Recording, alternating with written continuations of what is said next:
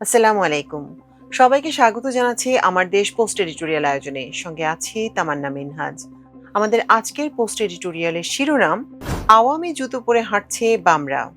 লিখেছেন আমার দেশের সহযোগী সম্পাদক আলফা জানাম। চলুন দর্শক জেনে নেওয়া যাক বিস্তারিত। গণ অভ্যুত্থানের ২ বছরের মধ্যে আওয়ামী প্রচারবিদরা রক্তাক্ত এই জুলাইয়ে আবার ফিরে এসেছে। তাদের সঙ্গে সুর মেলাচ্ছে আওয়ামী লীগের পুরনো বাম রাজনৈতিক মিত্ররা। তারা প্রশ্ন তুলছে, হাসিনাকে তাড়িয়ে কি পেল বাংলাদেশ, যার অন্তর্নিহিত বক্তব্য হলো আগে ভালো ছিলাম। তারা শুধু সামাজিক যোগাযোগ মাধ্যমেই সরব নয়, মূলধারার গণমাধ্যমেও প্রধান মুখ হয়ে উঠেছে। তাদের মূল লক্ষ্য প্রায় ১৪০০ মানুষের রক্তের বিনিময়ে অর্জিত গণ অভ্যুত্থানকে অস্বীকার করে এটিকে একটি ষড়যন্ত্র হিসেবে উপস্থাপন করা। তাদের প্রকৃত লক্ষ্য হলো ডক্টর মোহাম্মদ ইউনূসের নেতৃত্বাধীন সরকারের সমালোচনার আড়ালে হাসিনার গুম, খুন ও নিপীড়নের শাসনকে আড়াল করা। হাজারো মানুষের আত্মদানের বিনিময়ে বাংলাদেশের মানুষ সত্যি কি পেয়েছে তা আজ নতুন করে উপলব্ধি করার সময় এসেছে। এই গণ অভ্যুত্থানের মধ্যে দিয়ে বিদেশি মদদে জনগণের কাঁধে চেপে বসা ১.৫ দশকের এক নিপীড়ক শাসকের পতন ঘটেছে, যার পতনের মধ্যে দিয়ে এদেশের মানুষের প্রথম অর্জন ছিল কথা বলার স্বাধীনতা ফিরে পাওয়া।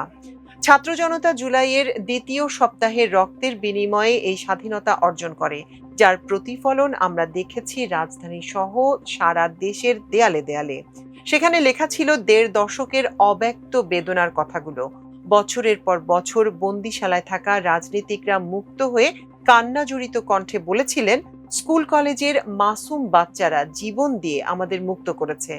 হ্যাঁ, এটা কোনো কথার কথা নয়। মাসুম বাচ্চারা বুকের তাজা রক্ত দিয়ে জেলখানা ও আয়নাঘরে আটক বন্দীদের মুক্ত করেছে। আমরা ভুলে গেছি এই অভ্যুত্থানে জাতিসংঘের ফ্যাক্ট ফাইন্ডিং মিশনের তথ্য মতে ৯৮৬টি রেকর্ডকৃত মৃত্যুর মধ্যে ১১৮ জন ছিল শিশু। অভ্যুত্থানে অন্তত ১৩ জন নারী শহীদ হয়েছেন। এদেশের কিশোর তরুণদের আত্মদানের ঘটনাগুলো যেন আমরা ভুলে যেতে বসেছি। আমরা যেন ভুলে গেছি শহীদ নাফিসার কথা। ৫ আগস্ট সাভারে নাফিসাকে গুলি করা হয়েছিল। গুলিবিদ্ধ হওয়ার পর সে বাবাকে ফোন করে বলেছিল, বাবা আমি গুলি খেয়েছি, আমার মনে হয় আর বাঁচব না, আমি মারা যাচ্ছি, আমি ল্যাব জোন হাসপাতালে আছি, আমার লাশটা নিয়ে যেও। নাফিসা বলেছিল, বাবা দেশ স্বাধীন না হওয়া পর্যন্ত আমি বাড়ি ফিরব না, আমরা আন্দোলন চালিয়ে যাব।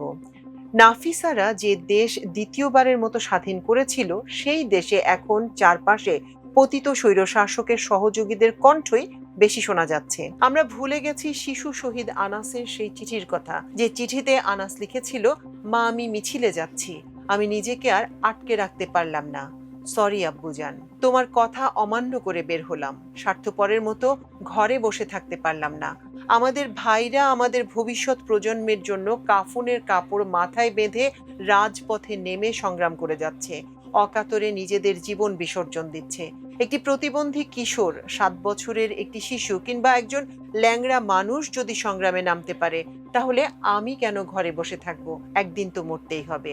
নাফিসা আনাসদের রক্তের বিনিময়ে নতুন বাংলাদেশের অর্জনগুলো আজ ঢেকে দেওয়ার চেষ্টা করা হচ্ছে। অন্তর্বর্তী সরকারের শাসনের পর নির্বাচিত সরকারের আরও ৫ মাস অতিক্রান্ত হয়েছে। এখন পর্যন্ত কোনো মানুষ গুম হয়নি। বিচার বহির্ভূত হত্যাকাণ্ড বলতে গেলে বন্ধ হয়ে গেছে। মানুষ স্বাধীনভাবে কথা বলার সুযোগ পেয়েছে। সরকারের মন্ত্রীদের সমালোচনা হচ্ছে। সামাজিক যোগাযোগ মাধ্যমে মন্ত্রী, এমপি ও রাজনৈতিক নেতাদের ব্যঙ্গ বিদ্রূপ করা হচ্ছে। কিন্তু এজন্য কাউকে জেলে যেতে হয়নি। অথচ হাসিনা ও তার বাবার সমালোচনা করার কারণে বহু মানুষকে কারাগারে যেতে হয়েছে। ২৩ বছর বয়সী এক যুবকের ৭ বছরের কারাদণ্ড হয়েছিল। ২০১৩ থেকে ২০১৮ সাল পর্যন্ত তথ্য প্রযুক্তি আইনে ১৩০০টি মামলা হয়েছিল, যার অনেকগুলোই ছিল শেখ হাসিনার সমালোচনা করার কারণে। হাজারো তরুণ ও শিশুদের রক্তের বিনিময়ে আমরা এক গণতান্ত্রিক বাংলাদেশ পেয়েছি। ১.৫ দশক পর এদেশের মানুষ ভোট দেওয়ার অধিকার পেয়েছে। সেই ভোটের মাধ্যমে একটি সংসদ গঠিত হয়েছে। সেই সংসদে ক্ষমতাসীন ও বিরোধী দলের নানা ধরনের দুর্বলতা থাকলেও বিতর্ক, সমালোচনা ও পর্যালোচনার মধ্যে দিয়ে আইন প্রণয়ন করা হচ্ছে। দেশের মানুষের সমস্যা নিয়ে কম বেশি আলোচনা হচ্ছে। এই প্রথম আমরা সংসদে ক্ষমতাসীন ও বিরোধী দলের মধ্যে সৌহার্দ্যপূর্ণ সম্পর্ক দেখছি। ৫ মাসে বিরোধী দল এখন পর্যন্ত হরতাল, অবরোধ কিংবা জ্বালাও পোড়াওয়ের মতো কর্মসূচি দেয়নি। কিন্তু বিরোধী দল তাদের বিভিন্ন দাবির পক্ষে সভা সমাবেশ ও জনমত গঠনের চেষ্টা করে যাচ্ছে। সভা সমাবেশে সরকারের কঠোর সমালোচনা করা হচ্ছে, কিন্তু বিরোধী দলের ধ্বংসাত্মক রাজনীতি থেকে দূরে থাকার এই নীতি পতিত ও নির্বাচনে প্রত্যাখ্যাত আওয়ামী পুরনো মিত্র বামদের ভালো লাগছে না। তারা বিরোধী দলকে এখন জাতীয় পার্টির সঙ্গে তুলনা করছে, অর্থাৎ হাসিনার আমলের সঙ্গে তুলনা করে রক্তের মাধ্যমে অর্জিত অর্জনকে খাটো করে দেখার চেষ্টা করা হচ্ছে। হাসিনার শাসনামলে বাংলাদেশ ছিল ভারতের আধিপত্যবাদের নিগড়ে বাঁধা এক দেশ, যে দেশের ছিল না কোনো স্বাধীন পররাষ্ট্রনীতি।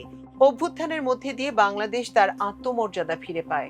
ভারতের প্রভাব বলয়ের বাইরে এসে বহু বছর পর বাংলাদেশ স্বাধীন পররাষ্ট্রনীতি অনুসরণের সুযোগ পাচ্ছে। একটি জাতির আত্মমর্যাদার চেয়ে আর বড় কিছু পাওয়ার নেই। গণ অভ্যুত্থানের অর্জন নিয়ে হাসিনার চিহ্নিত প্রচারবিদদের সঙ্গে এখন একই সুরে কথা বলছে এদেশের তথাকথিত বাম প্রগতিশীলরা। এদের মধ্যে বেশ কয়েকজন আছেন যারা জুলাইয়ের আন্দোলনের শেষ দিকে অংশ নিয়েছিলেন। বাংলাদেশের বামপন্থী সংগঠনগুলো বছরের পর বছর ধরে আওয়ামী লীগের সাংস্কৃতিক ফ্রন্ট হিসেবে কাজ করছে। 1975 সালে শেখ মুজিবের হত্যাকাণ্ডের মধ্যে দিয়ে একদলীয় বাকশাল শাসনের অবসান হয়েছিল। 7ই নভেম্বর সিপাহী জনতার বিপ্লবের মধ্যে দিয়ে জিয়াউর রহমানের উত্থান ঘটেছিল। এরপর দেশে ফিরে এসেছিল বহুদলীয় গণতন্ত্র। মুজিবের দুঃশাসন আওয়ামী রাজনীতির দুঃসময় ডেকে এনেছিল। মস্কোপন্থী বামরা শেখ মুজিবের একদলীয় শাসনের শুধু সহযোগীই ছিল না, আওয়ামী রাজনীতি টিকিয়ে রাখতে তারা প্রধান ভূমিকা পালন করেছিল। আজ আওয়ামী ফ্যাসিবাদকে মানুষ যখন রক্তের বিনিময়ে পরাজিত করেছে, তখন তথাকথিত বামপন্থীরা আবার পরোক্ষভাবে মাঠে নেমেছে, যার মূল লক্ষ্য হলো জুলাইয়ের রক্তাক্ত অভ্যুত্থানকে প্রশ্নবিদ্ধ করা। এরাই বছরের পর বছর ধরে আওয়ামী লীগকে একটি মধ্য বামপন্থী উদার গণতান্ত্রিক দল হিসেবে প্রচারণা চালিয়ে এসেছে। এই বামপন্থীদের রাজনীতি উৎসারিত হয়েছে ইসলামোফোবিয়া থেকে। দেশের ইসলামপন্থী রাজনৈতিক দলগুলোকে মোকাবেলার নামে তারা মধ্যবিত্ত শ্রেণীর কাছে আওয়ামী লীগের গ্রহণযোগ্যতা বাড়াতে একনিষ্ঠভাবে বয়ান তৈরি করে গেছে। এমনকি বিএনপিকেও তারা ইসলামপন্থী রাজনীতির প্রধান সমর্থক হিসেবে তুলে ধরার চেষ্টা করে গেছে। সেই মনোভাব থেকেই তারা এখন সংসদে বিএনপিকে দেখছে আওয়ামী লীগের ভূমিকায় এবং জামাতকে জাতীয় পার্টির ভূমিকায়। বাস্তবতা হলো এই বামপন্থীদের হাসিনার 1.5 দশকের শাসনামলে কুসুম কুসুম বিরোধিতার সুযোগ দিয়ে রাস্তায় এক ধরনের সরকার বিরোধী গণতান্ত্রিক রাজনীতি সচল দেখানোর চেষ্টা করা হয়েছে। বিএনপি জামাত সহ বিরোধী দলের নেতাদের যখন হাসিনা গুম, খুন, কারাবন্দী কিংবা ফাঁসি কাষ্ঠে ঝুলিয়ে হত্যা করছে, তখন বামরা তোপখানা রোড ও প্রেস ক্লাবের সামনে জনমানবহীন সমাবেশে মাইক টাঙিয়ে গরম বক্তৃতা দিয়েছে। একই সঙ্গে সংসদে ছিল জাতীয় পার্টির মতো গৃহপালিত বিরোধী দল। বামপন্থীরা এখন নিজেদের সেই চরিত্র অন্যদের মধ্যে দেখছে। বাংলাদেশের মানুষ আওয়ামী লীগের সাংস্কৃতিক ফ্রন্ট হিসেবে বামপন্থীদের এই চরিত্র বহু আগেই ধরে ফেলেছে। অতীতের নির্বাচনের মতো বামপন্থীরা এবার যেসব স্থানে নির্বাচন করেছে, প্রতিটি আসনেই তারা জামানত হারিয়েছে। গণ অভ্যুত্থানের মধ্যে দিয়ে গড়ে ওঠা নতুন দল এনসিপি সহ খেলাফত মজলিসের মতো ছোট ইসলামপন্থী দলগুলো যখন সংসদে অন্তত একটি করে হলেও আসন পেয়েছে, তখন বামপন্থীদের জনগণ প্রত্যাখ্যান করেছে। কারণ এদেশের মানুষ জানে বামদের শেষ গন্তব্য হলো আওয়ামী লীগ। অভ্যুত্থান থেকে কি পেলাম এমন প্রশ্ন তুলে বামরা আবার আওয়ামী বয়ান ফেরি করার চেষ্টা করছে, যার মূল লক্ষ্য হলো গণতন্ত্র হত্যা করে এক নায়কতান্ত্রিক শাসন কায়েমের পথ তৈরি করা। কিন্তু তথাকথিত এই বামপন্থীরা ভুলে গেছে, এবারের গণ অভ্যুত্থান শুধু রাজনৈতিকভাবে আওয়ামী লীগকে পরাজিত করেনি, তাদের টিকিয়ে রাখার ন্যারেটিভ বা বয়ানকেও পরাজিত করেছে। মুক্তিযুদ্ধের চেতনা, তথাকথিত প্রগতিশীলতা আর ধর্মনিরপেক্ষতার নামে হিন্দুত্ববাদী সাংস্কৃতিক আগ্রাসনের রূপ এদেশের মানুষ দেখে ফেলেছে। বামরা নিজেদের সংশোধন না করে আবার আওয়ামী লীগের পুরনো জুতা পরার চেষ্টা করছে। আওয়ামী লীগের পুনর্বাসনের জন্য এই জুতা পায়ে দিয়ে বেশি দূর হাঁটা যাবে না। দর্শক, এই ছিল আমাদের আজকের পোস্ট এডিটোরিয়াল আয়োজন। এতক্ষণ সঙ্গে থাকার জন্য কৃতজ্ঞতা। আল্লাহ হাফেজ।